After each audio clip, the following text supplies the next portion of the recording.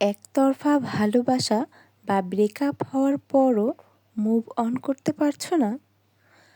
আমি যে কথাগুলো বলবো সেগুলো শুনলে আশা করি কিছুটা হলেও তোমার উপকার হবে। এটার একমাত্র কারণ হলো নিজের কিছু ভ্রান্ত ধারণা বা বিশ্বাস।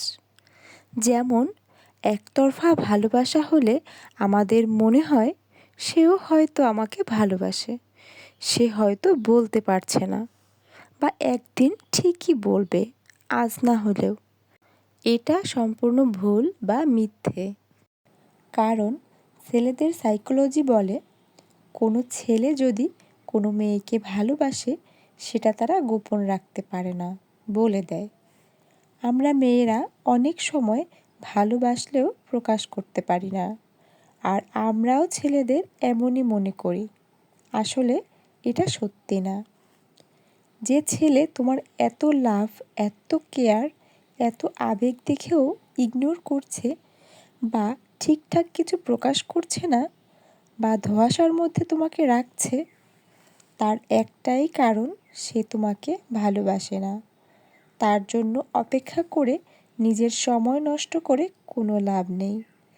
এটা শুধু ছেলেদের ক্ষেত্রেই নয়, মেয়েদের ক্ষেত্রেও প্রযোজ্য। তোমার ব্রেনকে এসব বলা থেকে বিরত রাখো। সে একদিন বলবে এসব তুমি নিজেকে সান্ত্বনা দেওয়ার জন্য আর বলো না, কারণ এটা শুধু তোমার ভাবতেই ভালো লাগে। কিন্তু এই ভাবনাটাই তোমার প্রধান ক্ষতির কারণ। এইগুলো ভাবা বন্ধ করে বাস্তবে ফিরে আসো।